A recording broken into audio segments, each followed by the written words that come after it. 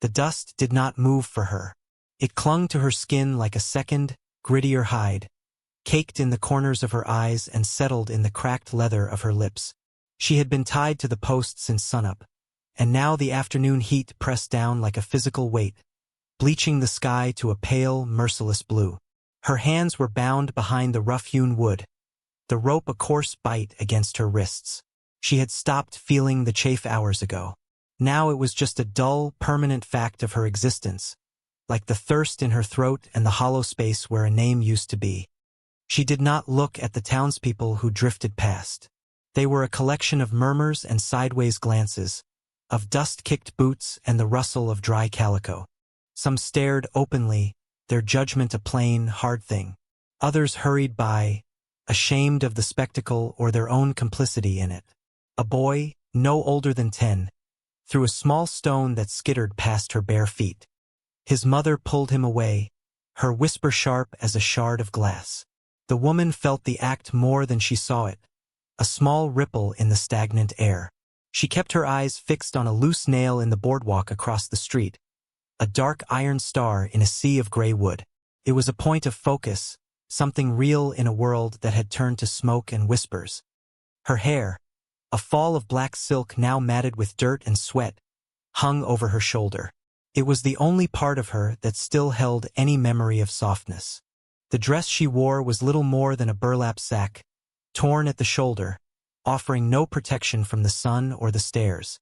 She was a piece of unclaimed property, a problem left to bake in the center of a town that had no use for her. The man who had brought her here, Corcoran, had lost her in a card game the night before and, in a fit of drunken pique, had declared that if he could not have her, no one would. So he had tied her to the post, a public discard, and ridden out with the rising sun. The crowd thinned as the day wore on. The novelty soured in the heat. She was just a woman, after all, and her stillness was unnerving. Her silence was a rebuke they could not answer. It was in this thinning of the world that she first became aware of him. He was not part of the flow. He stood apart, near the farriers, half hidden in the long shadow of the awning. He was a man made of the same earth tones as the land itself, a weathered duster the color of dried mud, a hat pulled low against the glare, boots that had walked 1,000 miles of this same dust. He did not stare at her body, as the others had.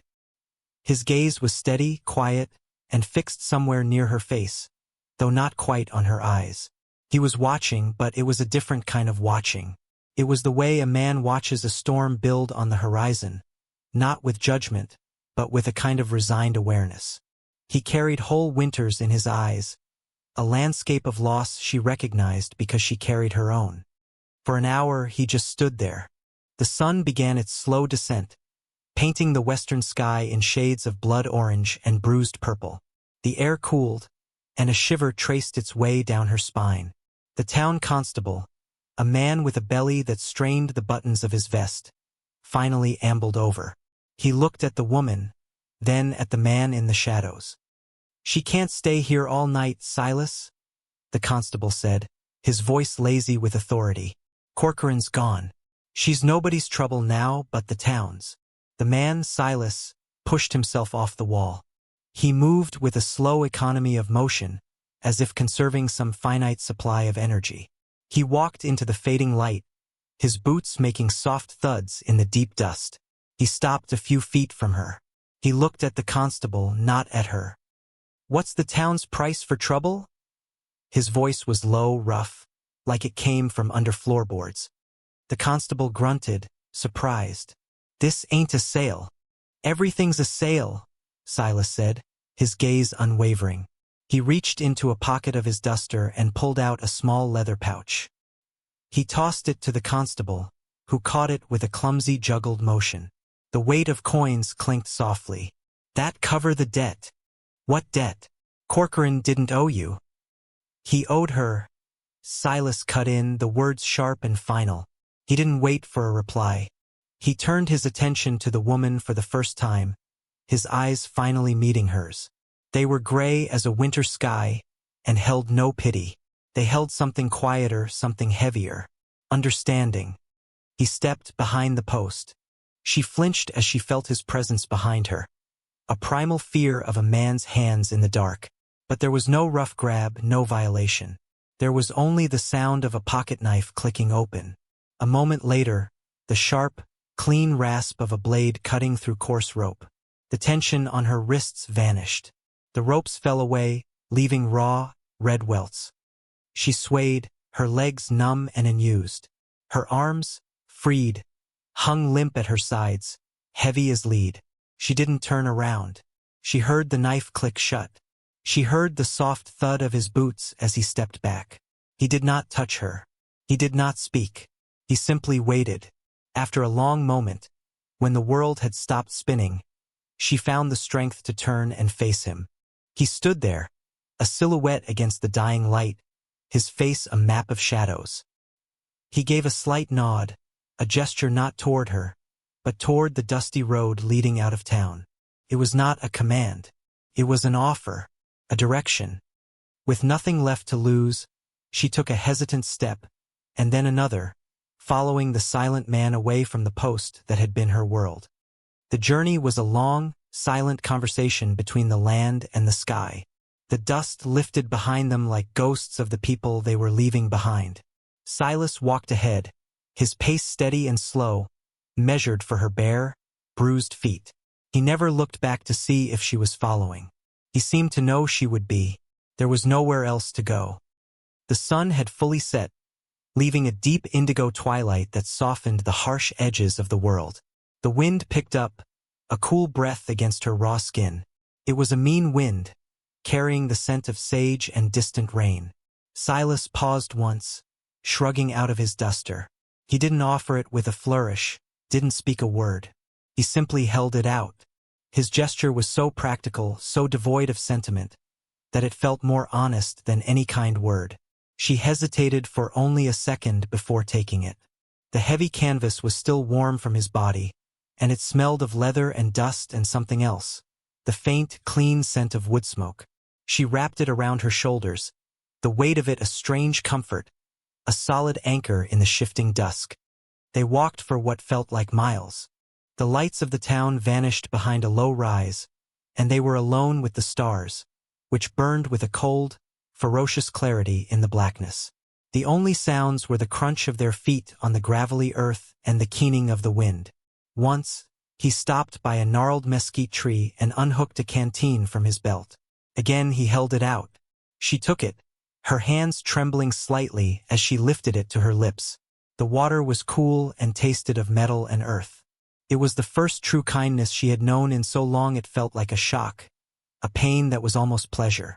She drank slowly, carefully, then handed it back. Their fingers brushed for a fleeting second. His skin was rough, calloused, the hand of a man who worked with wood and stone. She pulled her own hand back as if burned. His home was not a house so much as a suggestion of one, hunkered low against a windswept hill. It was made of sun-bleached timber and river stones, looking as if it had grown out of the land rather than been built upon it. A single lamp burned in one window, a small, defiant fleck of gold in the immense darkness. There was a barn, listing slightly to one side, and a series of fences that seemed to be in a constant state of mending. The place had an air of profound isolation, of being worn down by wind and time. He pushed the door open. It didn't creak, which surprised her. It swung inward on well-oiled hinges, revealing a single large room. A stone fireplace dominated one wall, a low fire crackling within, casting dancing shadows that made the corners of the room deep and mysterious. The air inside was warm and smelled of pine smoke and brewing coffee. The space was sparse, functional. A sturdy table with 2 chairs. A bed in one corner neatly made. A dry sink with a pump. There were no decorations, no pictures on the walls, no frills. It was the home of a man who lived, but did not adorn his living. Silas moved to the fire, adding a log from a stack beside the hearth. The flames flared up, chasing the shadows back. He didn't look at her, but spoke to the fire. "There's stew on the hearth. Eat." He gestured with his chin toward the table. A bowl and a spoon were already set out. Beside them, a thick slice of dark bread. She moved toward the table as if in a dream, her legs aching. The duster slipped from her shoulders as she sat, and she folded it carefully, placing it on the empty chair. He poured 2 mugs of coffee from a pot on the hob and placed one in front of her. He took the other and leaned against the mantelpiece, watching the fire. The silence in the room was different from the silence of the journey. It was a waiting silence, an open silence. It was not empty. It was filled with the crackle of the fire and the low moan of the wind outside the sturdy walls. She ate the stew. It was thick with meat and root vegetables, hot and nourishing. It was the best thing she had ever tasted. She ate slowly, deliberately, making it last. He didn't watch her eat. He gave her the dignity of her hunger. When she was finished, he took her bowl without a word and refilled it. She ate that too. When she was done, he finally spoke again, his eyes still on the flames. "The loft is yours. There are blankets," he nodded toward a ladder in the far corner. "No one will bother you. The door has a lock, but I don't use it." The unspoken meaning hung in the air between them, clear as a bell. "You are safe here. You are not a prisoner." She looked from his back to the ladder, then back to him. She wanted to say something, to form a word of thanks, but her throat was a knot of rust and disuse. Instead, she stood, picked up her empty bowl and took it to the dry sink. It was a small gesture, a simple act of participation in the life of this room. He saw it.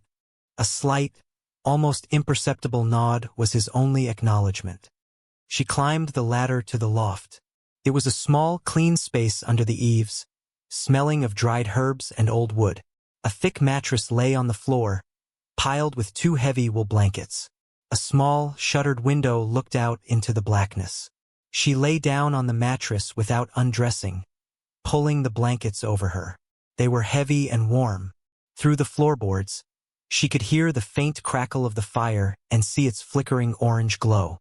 She lay there, listening to the sounds of a house that was safe, and for the first time in more years than she could count, she slept without fear. The days settled into a rhythm, marked not by words but by shared labor.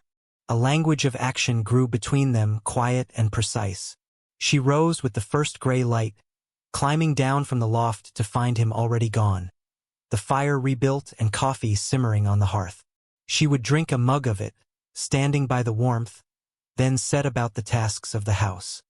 She swept the floors of the packed earth and wood, the swish of the broom a soft, steady beat in the morning quiet. She learned the quirks of the hand pump, how to coax water from the earth without making the handle shriek. She washed their bowls and spoons, her hands growing accustomed to the feel of warm, soapy water. These small, domestic acts were a balm. They were proof of life, of a day that was hers to shape, however modestly. Silas worked outside. She would see him from the window, a solitary figure mending the fence that bordered his land. His movements patient and methodical. He was stitching his world back together, one post at a time.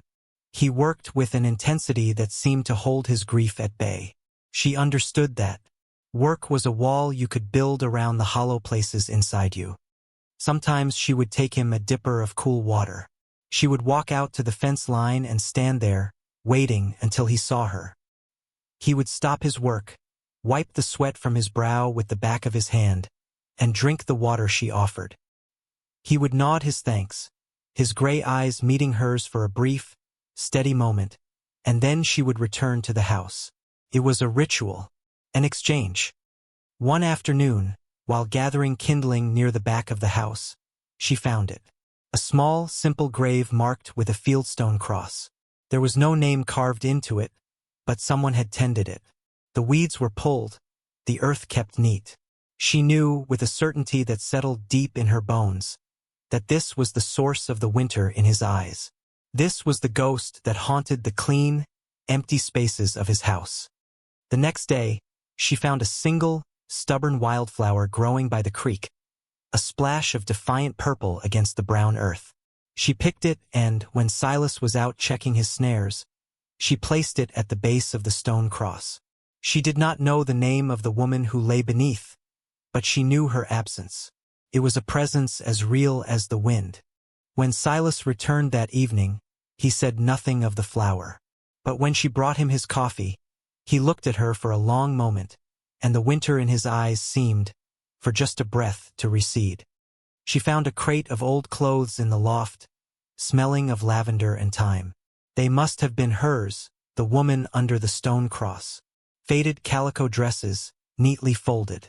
She took one, a simple gray dress, and spent an afternoon mending a tear in the sleeve, her stitches small and even.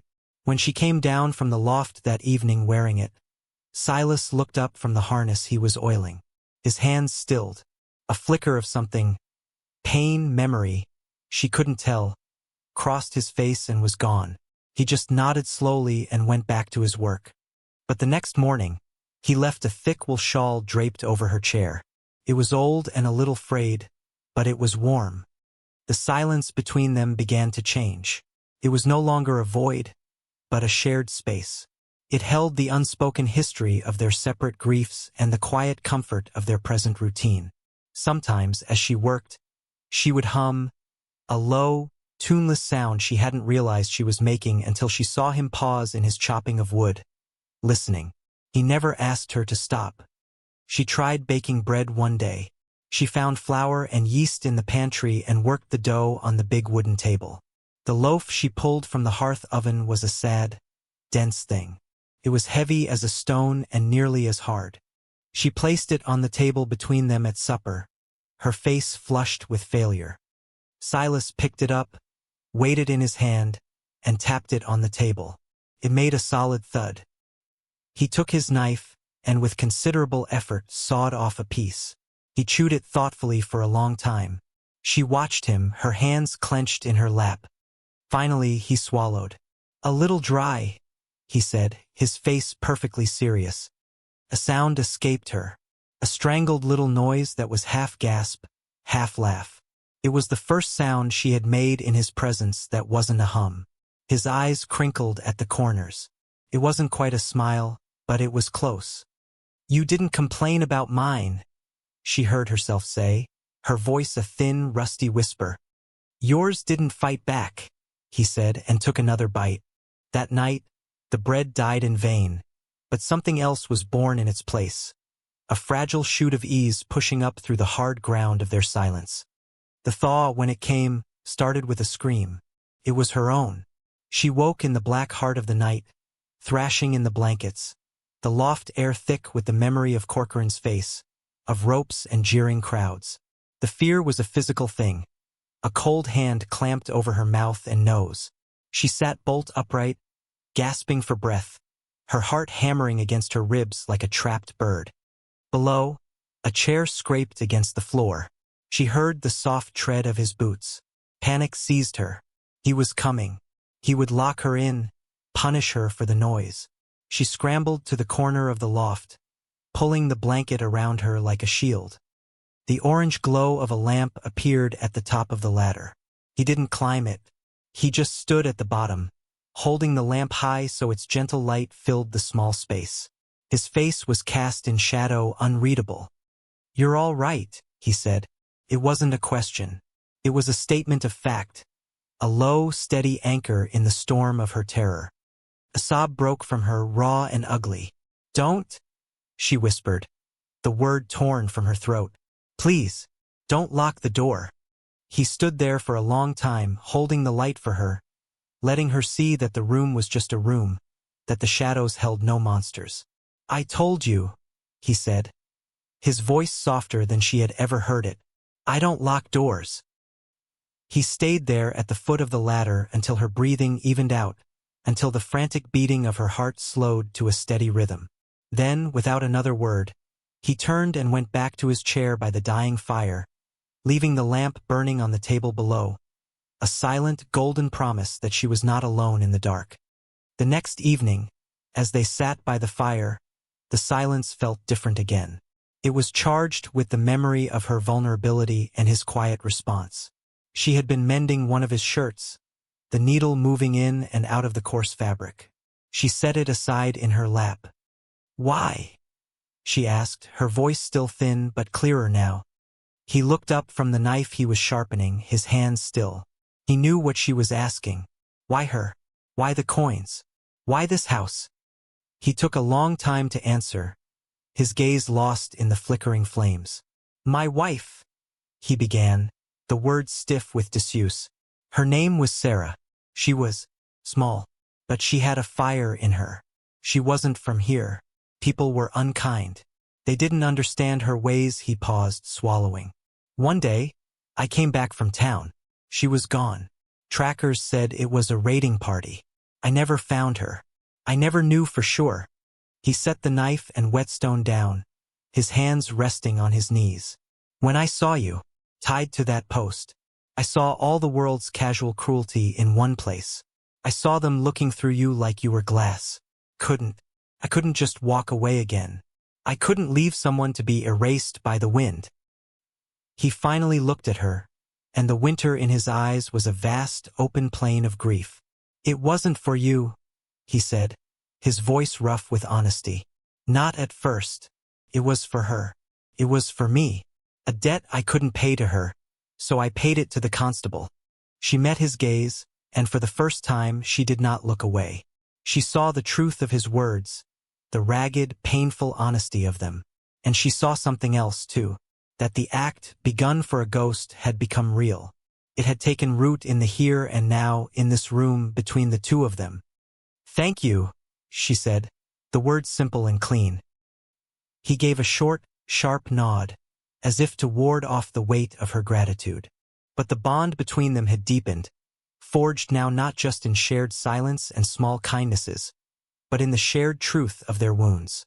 They were two broken things, stitching their lives together with raw thread, finding in the shelter of each other's company a quiet place to heal. The first sign of trouble was a change in the wind. It carried a different scent, not of rain or dust, but of horses ridden hard and men with mean intentions. Silas felt it first.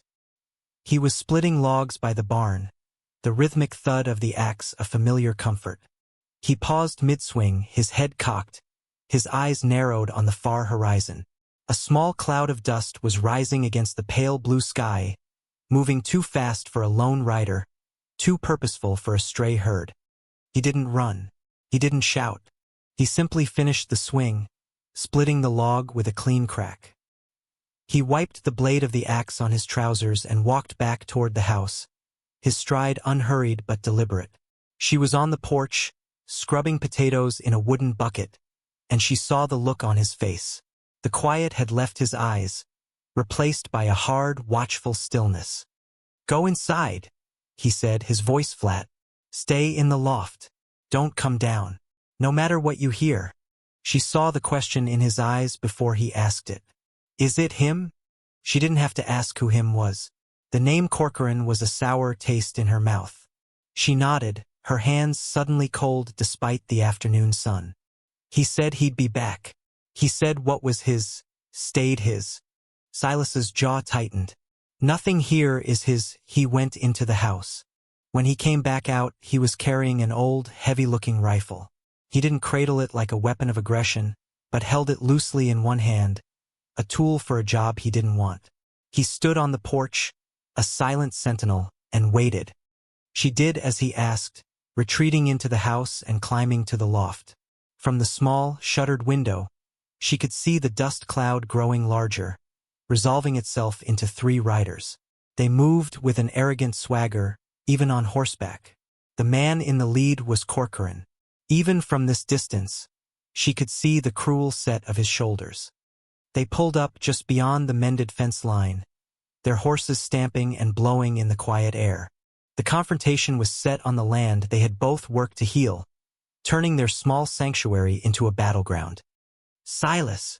Corcoran's voice was a greasy smear on the clean air. I've come for my property. Send her out.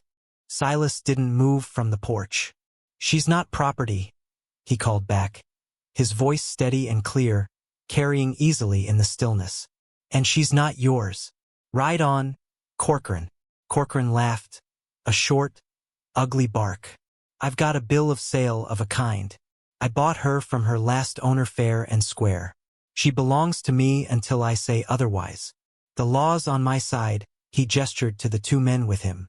They were rough-looking men, and they were not carrying rifles.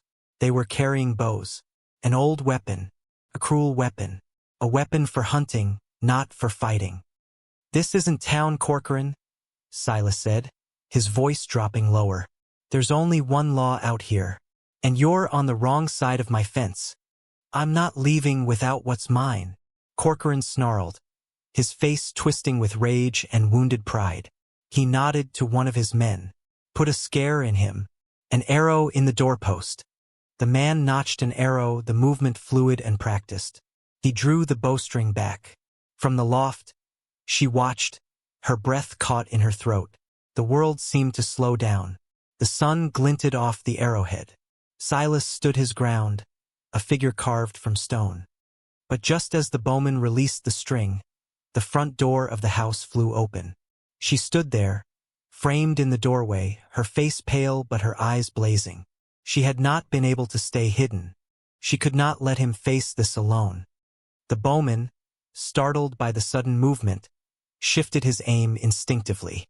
The arrow, meant for the wooden doorpost, now flew directly at her. Time shattered. Silas moved. It wasn't a thought. It was an instinct, pure and absolute. He threw himself sideways, a desperate, lunging movement, covering the distance between his position on the porch and the doorway in a single heartbeat. He put his body between her and the arrow. The arrow struck him high in the shoulder with a sickening thud. A second arrow, fired a moment later, tore through the fleshy part of his left arm. He grunted, a sharp exhalation of pain, stumbling back against the doorframe, but he did not fall. He remained standing, a shield of flesh and bone, his back to her, his face to the enemy. Blood, dark as rust, began to bloom on his shirt. Corcoran stared, shocked. He had expected fear, compliance. He had not expected this insane, silent defiance. From behind Silas, a new sound emerged, a furious, guttural cry. It was her voice, a voice she hadn't known she possessed. She surged past him, grabbing the heavy iron poker from beside the hearth. Her face was a mask of incandescent rage. Her fear was gone, burned away by a love so fierce it felt like hatred. She raised the poker, her knuckles white. She was no longer a victim. She was a defender. Her sudden, violent appearance, coupled with Silas's unyielding stand, changed the chemistry of the moment. The two men with Corcoran exchanged a nervous glance. This wasn't the easy job they'd signed up for. They saw the blood on Silas's shirt, the feral look in the woman's eyes, and the cold, deadly promise in the rifle he now raised, despite his injuries. "Get off my land," Silas said. His voice strained with pain but harder than granite. Corcoran looked from Silas's bleeding form to the fury in the woman's face, and he saw his claim turning to ash. He saw that he could not take her. She was not a thing to be owned. She was part of this place now, part of this man. To take her, he would have to kill them both, and he saw in their unified stance that they would gladly die before they broke. He was a bully and a taker, and like most bullies, he was a coward at his core. He spat on the ground. "She ain't worth dying for?" he sneered, pulling his horse's head around. He galloped away without a backward glance, his men trailing behind him, their dust a frantic, retreating cloud. They were gone. The threat was gone. The silence that rushed back in was profound. She dropped the poker, the iron clattering on the stone hearth. Her strength fled, replaced by a tremor that shook her entire body. Silas leaned heavily against the doorframe, the rifle slipping from his grasp. He looked at her over his wounded shoulder. "You didn't run," he said, his voice thick with pain and something else. "Oh, neither did you," she whispered, her hands coming up to his chest, pressing against him as if to hold him together, to keep the life from spilling out. The scars that would form from these wounds were not his alone. They were theirs. They were the price of their life together, and they had paid it willingly. The house smelled of blood and antiseptic herbs. She had cut the shirts away from his wounds, her hands surprisingly steady. The arrows had been clean shots, thankfully passing through muscle without hitting bone. But they were deep. She washed them with boiled water and packed them with the dried yarrow she'd found hanging from the rafters, her movements gentle and sure. He sat at the table, stripped to the waist, his face pale and tight with pain, but he did not make a sound. He just watched her, his gray eyes following her every move. She wrapped his shoulder and arm with clean strips of linen torn from one of Sarah's old petticoats. As she tied the last knot, her fingers brushed against the warm, uninjured skin of his chest.